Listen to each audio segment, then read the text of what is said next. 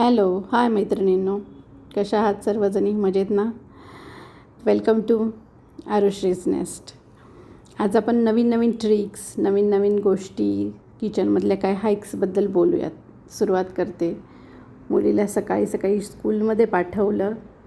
मग नंतर माझं जे डेली रुटीन असतं गार्डनमध्ये येण्याचं, आज थोडंसं ऊन पडलं होतं, पाऊस चालूच होता, पण थोडं ऊन पडलं होतं. म्हटलं चला जाऊन येऊ गार्डनमध्ये, थोडं चक्कर मारून आली. त्याच्यानंतर घरी आले. घरी माझे काही मी रोपं आणून ठेवलेली होती, जशी मी आधीच्या सोसायटीत असायची तिथल्या वॉचमनकडून मी तिथे खाली मस्त तुळशीची भरपूर रोपं येतं. माझ्याकडे कसं असतं, दर कुंडी मागे एक रोप मला तुळशीचं पाहिजेच असतं, म्हणजे अल्टरनेट कुंडी माझ्याकडे एक तुळशीची असतेच असते. तर मी अशी 3-4 रोपं घेऊन आली. त्याने बरेच मला दिले. पाऊस पडायला लागला का त्यांनाही माहिती असतं की मी येते आणि तुळशीचे रोपं घेऊन जात असते.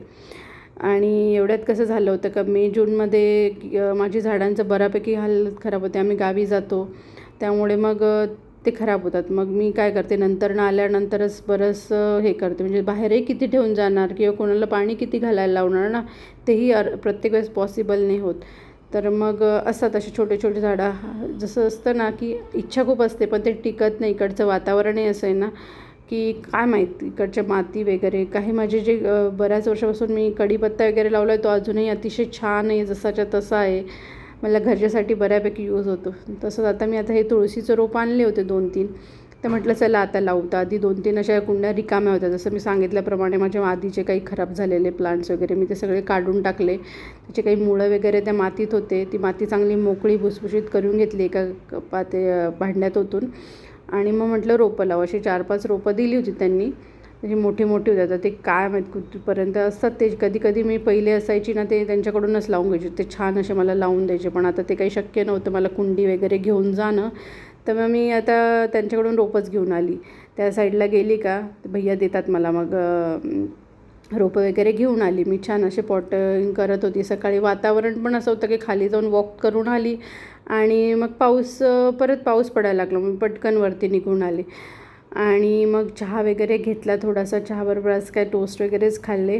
आणि म्हटलं आता बघू, आता नाश्त्याचं कसं, आज सकाळी टिफिनला भेंडीची भाजी आणि पोळी केली होती मिस्टरांना मुलींना, मग ती दिली होती. आता फारसं काही नाही आहे, बघू आता जेवणाची काहीतरी तयारी करते. तर म्हटलं आधी हे काम करून घेऊया. पाऊसही छान बारीक बारीक पडतो आहे. तर मग म्हटलं हे करून घेऊया म्हणजे बरं असतं. एकदाचं प्लांटिंग वगैरे झालं का दिवसभराचं काम मोकळं, म्हणजे मग माझं बाल्कनीचं एकदाच पूर्णच आवरून जातं. जी माती वगैरे पडली ती पण मग मी क्लीन करून घेईल नंतर. अशा प्रकारे मी 2-3 कुंड्यांमध्ये बऱ्यापैकी लावले. हे बघा, ह्याचं हे छोटंसं माझं क्यूटसं मला असं एक पॉट मिळाला होता. मी त्याच्यात पण एक छोटंसं रोप होतं, त्याच्यामध्ये 5-6 रोपांमध्ये त्यांनी दिलेलं होतं, छोटं आलं होतं. तर ते असं छोटंसं छोट्या कुंडीत मी असं लावून दिलं. अशा प्रकारे ह्या 3-4 कुंड्या माझ्या रेडी झाल्या आहे तुळशीच्या.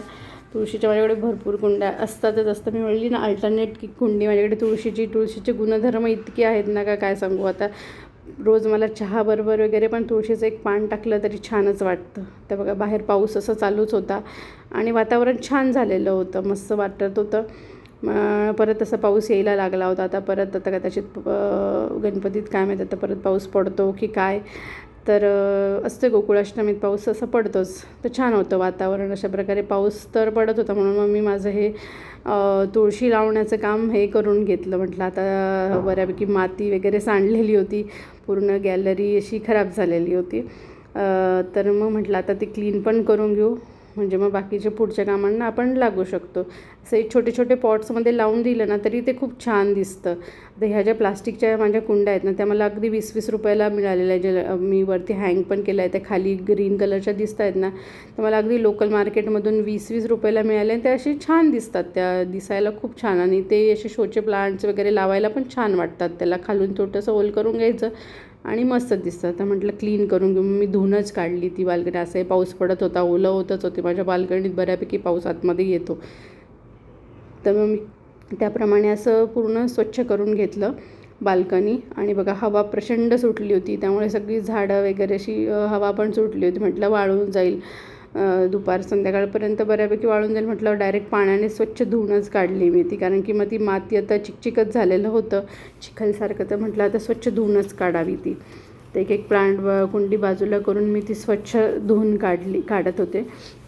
आता कसं असतं ना मैत्रिणींनो, आपण कितीही म्हणजे झाडं लावली ना तरी ती कमीच असतात की खूप छान त्याच्याने एक म्हणजे छान हिरवळ अशी घरामध्ये वाटली का ती खूप छान आणि प्रसन्न पॉझिटिव्हिटी येते. मला तर खूप आवडतात घरामध्ये झाडं. आता अशा प्रकारे माझं ते कुंड्यांचं काम तर झालं होतं. आता मी असं अख्खे मसूर असे भिजत घालून स्वच्छ धुवून असे भिजत घालून ठेवले होते. तांदूळ पण चांगले भिजत घालून ठेवले होते. तर ते का भिजत घातले मी तुम्हाला पुढे सांगते.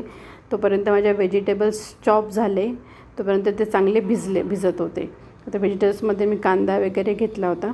तर कांदा, गाजर, बीट, टोमॅटो, कढीपत्ता.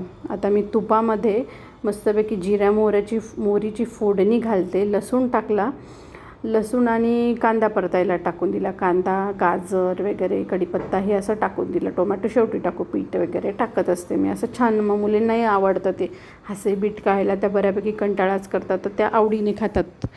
तर बीट वगैरे टाकलं. मग एक दालचिनीचा तुकडा पण टाकला. म्हटलं बरं आहे थोडंसं टेस्ट. मग टोमॅटो वगैरे छानसं असं परतून घेतलं. त्याच्यामध्ये थोडंसं हळद, लाल तिखट आणि धना पावडर असं आणि त्यामध्ये मी शेजवान फ्राईड राईस मसाला पण टाकते. त्याच्याने पण चव अशी छान चव येते. तुम्ही एकदा ट्राय करून बघा. आणि असा मग तो आवडतो मुलींना पण खायला, तर तो थोडासा मी फ्राईड राईस मसाला पण त्याच्यामध्ये ॲड करते. छान असं परतवून घेतलं. आणि मी तुम्हाला आधी सांगितल्याप्रमाणे मी स्वच्छ मसूर अख्खे धुवून भिजत घालून ठेवले होते. तांदूळही अक्षरशः धुवून भिजत घालून ठेवलेले होते. ते मी आता तसेच्या तसे पाण्यासकट त्याच्यामध्ये टाकणार आहे. ते मी त्यामुळे टाकणार आहे कारण की मला शिट्टी नाही करायची आहे त्याची कुकरची. मला फक्त ते शिजवायचे, चांगले उकळी येऊ देणार. मगच मी कुकरचं झाकण लावणार आणि एक 5 ते 10 मिनटं मी ते चांगलं होऊ देणार. शिट्टी भरली म्हणजे त्याच्यामध्ये वाफ अशी भरली तर तेव्हा ते मी बंद करणार, गॅस बंद करणार. कारण की म्हटलेलंच होतं की कुकर एक मला धडा होता. कुकर हे वरदान का शाप असं काहीतरी धडा होता, ते मला आठवलं. आता हे जे ACचा पाईप आहे ना त्याच्यासाठी मी हा जुगाड करत होती. मी मिशोवरून मागवलं होतं मनी प्लॅन्टचं, तर ते मी तिथे सेट करून दिलं. म्हटलं तेवढंच हाईड होईल. आता इकडे बघा, माझ्या मुली शाळेतून आलेल्या होत्या, त्यांनी फ्रेश झाल्या, तर जेवायला बसायच्या आधी त्यांनी हे उद्योग सुरू केले होते. तर त्याच्यात काय त्यांचं बघितलं ना, आई जशी काही काही वेगवेगळे जुगाड करते तसं त्या पण काहीतरी करत होत्या. त्यांच्याकडे अशा 2-3 कंपॉस आहेत. जसं त्यांना रक्षाबंधनला पण आता एक आली होती आणि त्यांच्याकडे बड्डेच्या पण आले आहेत. आता अशा 2-3 होत्या. आजीने पण त्यांना आणले होते. मग त्यांच्याकडे असे हेअर क्लिप्स वगैरे येतं, तर त्या प्रॉपर त्याच्यामध्ये सेट करत होत्या. मला हे बघून थोडी उत्सुकताच वाटली. ती प्रॉपर एक क्लिप एक ती वेळेवर सापडत नाही. जसं मी सांगितल्याप्रमाणे की हे असं ती छान पद्धतीने त्याच्यात एक तिची सेट करत होती. का तिचं म्हणणं होतं, काही मला हे वेळेवर लागतात ना, तर तूच म्हणते ना सापडत नाही, कुठे टाकून देतात, तर मला बघ आता हे प्रॉपर असं मिळत जाईल मला. मग तिने त्याच्यात कंगवाही ठेवला. जसं मी त्यांना अपोज करत होती का कंगवा नका ठेवू, आपल्याला पटकन लागतो तो, पटकन खाली खेळायला जायचं असलं कुठेतरी पटकन लागतो तो. तर त्यांचं ते चालू होतं. त्या कितपत माझं ऐकण्यात, तोपर्यंत माझे भांडे पडलेले होते, मी ते घासून वगैरे घेतले. म्हटलं साफसफाई करून घेऊ. अशा प्रकारे मी असा कपडा टाकत असते आणि त्याच्यावर भांडी ठेवून, म्हणजे पाणी आहे ना ते खूप पसरत नाही किचन ओटावर. तिथल्या तिथेच तो सगळी भांडी धुवून झाली का तिथेच तो पिळायचा आणि वाळत घालून द्यायचा. आता बघा, संध्याकाळचं वातावरण झालं होतं. मुलींना कराटे क्लासला सोडून आली. संध्याकाळी त्यांचा कराटे क्लास असतो, सोडून आली. घ्यायला जायचं काम त्यांच्या बाबांचं असतं, तर बाबा घ्यायला जातात. तर मी सोडून यायचं काम केलं. आता वातावरण इतकं छान झालं होतं का मला चहा प्यायची इच्छा झाली होती. पण मग चहा प्यायचं म्हटलं की मला निवांतपणा लागतो. मग एकीकडे चहा ठेवून दिला आणि म्हणजे जेवणाची प्रिपरेशन सुरू केलं मी. संध्याकाळी आम्हाला साधं सरळ असं जेवण करायचं होतं, चिकोल्या करायच्या. तर चिकोल्या पण आमच्या इतक्या साध्या असतात की तुम्ही म्हणाल की काय खातात, की साध्या वरणाच्या चिकोल्या असतात, तुरीच्या डाळीच्या. त्याच्यामध्ये काहीच मिरची मसाला नाही, फक्त मग मुली तशाच खातात तूप टाकून, आणि आम्ही ठेचा बनवतो. तर बघा, चहाही माझा रेडी झालेला होता. म्हटलं निवांत वगैरे बसून चहा पिऊ शांततेने. TV तर काय बघत नाही मी, ऐकतच असते बऱ्यापैकी. तर TVवर एक सिरियल चालू होती, 2 मिनटं बसून बघू, कारण की पटपट मुली आल्यानंतर त्यांना प्रचंड भूक लागते, लगेच जेवायला तयारी ठेवावी लागते. तर अशा प्रकारे चिकुल्या पण रेडी झालेल्या होत्या, त्याच्याबरोबर ठेचाही होता. एकीला आवडतो तर ती आवडीने खाते. असं साध्या चिकुल्या असतात आमच्या साध्या वर्णाच्या, माझ्या सासरी काय माहिती अशा पद्धतीने खातात, छान लागतो. आता मलाही ते आवडायला लागून गेलेलं आहे, ठेचा आणि चिकुल्या. तर साध्या वर्णाच्या. अशा प्रकारे आता माझं बऱ्यापैकी सर्वांची जेवणं आटोपली, रात्रीचे कामं पण असतात, भांडी वगैरे घासून घेतली. आणि आता मला तुम्हाला एक टिप द्यायची होती, म्हणजे ट्रिक सांगायची होती. आता हे जे आहे ना, असा माझा किचन ओटा आहे हा.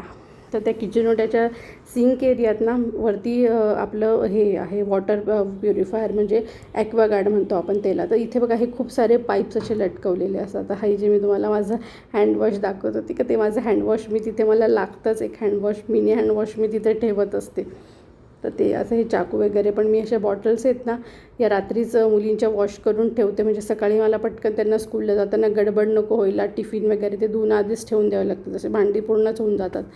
आता हे घासण्या आहेत ना ह्या मी स्वच्छ धुवून घेते. सर्व कामावरलं का भांडी सिंक वगैरे पण घासून झाला का मी अशात ते धुवून निथरत ठेवते. आता हा जो आहे ना हे भरपूर जणचं बघते मी की ह्या सिंकजवळ लावतात.